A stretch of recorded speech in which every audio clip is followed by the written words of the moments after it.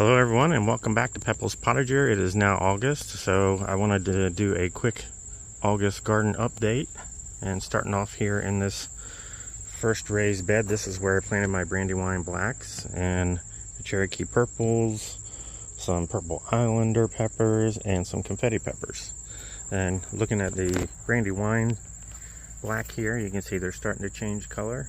So I'll be picking a few of these here. I already picked a couple already. I like to pick my tomatoes when they're just starting to change color. I don't like to leave them on the vine just in case there's like a sudden thunderstorm that causes them to crack. They are expecting some storms this afternoon, maybe 1 to 2 inches of rain, so I want to get out here and pick all the ones that are starting to change color right away. You see, these are the Cherokee Purples.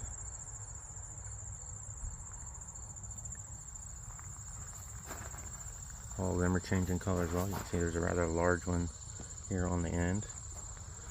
So I will probably get out here and pick a lot of these later today and then sit them on the kitchen counter and let them ripen inside.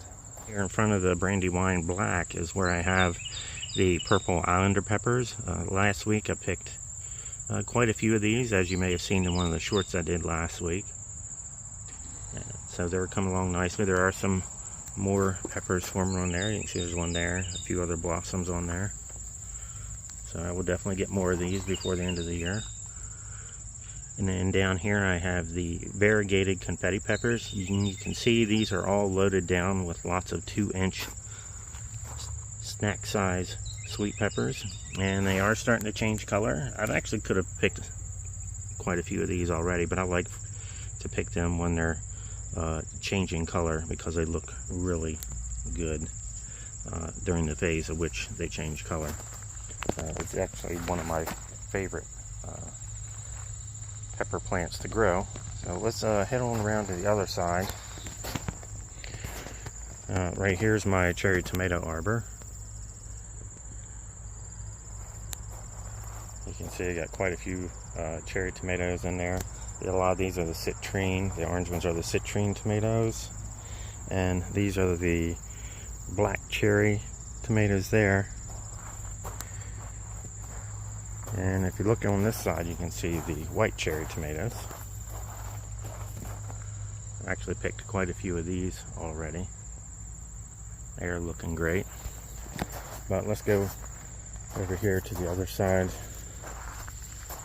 of the tomato and pepper trellis. You can see these Brandywine Blacks on this side. Not as many on this side because I don't get a lot of sun on this side. You can see you got one ripe one there. And this here is the red night pepper. They ain't doing so good because there's just not a lot of sun on this side. And down here I have the sweet sunrise. You can see there are a few peppers on these. Not looking too bad, but could be getting a little more off of them. And then there are some more Cherokee Purples on this side. Right there. Some down here. And then here's another look at the cherry tomato arbor.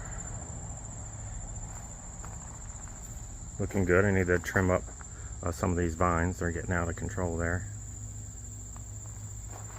And then back here I have the straight 8 cucumbers. Haven't gotten any cucumbers off of here yet. I did get these planted quite late, so not sure when I'm going to get any of these, but we'll just wait and see. And let's walk through the tomato arbor here. And on this side you can see my squash bed. You can see the squash plants are doing really well. The powdery mildew finally did start to hit them a little bit. You can see there's a few spots of powdery mildew. There's one squash there. Got some zucchini over here. Still hanging in there.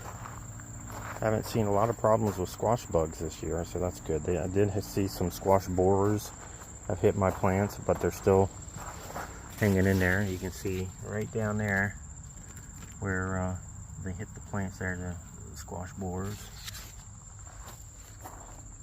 And towards the middle of the garden here, I have a few more pepper plants to show you. This is another confetti pepper plant that I put in a small pot. It's doing really well. And then a Helios habanero over here. There's actually two Helios habanero plants in here. And you can see there are quite a few peppers growing on these two plants.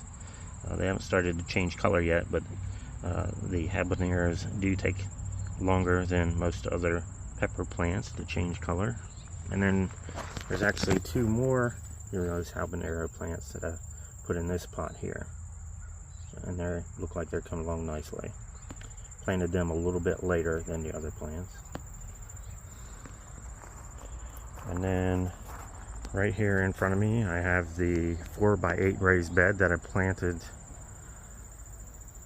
a mix of wildflowers, and you can see it is doing very, very well. The flowers are way taller than the greenhouse. Looking great.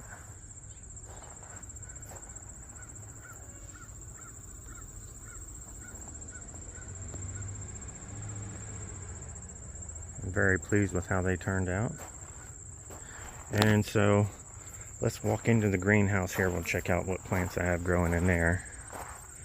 So in the greenhouse here, I do have some more tomato plants.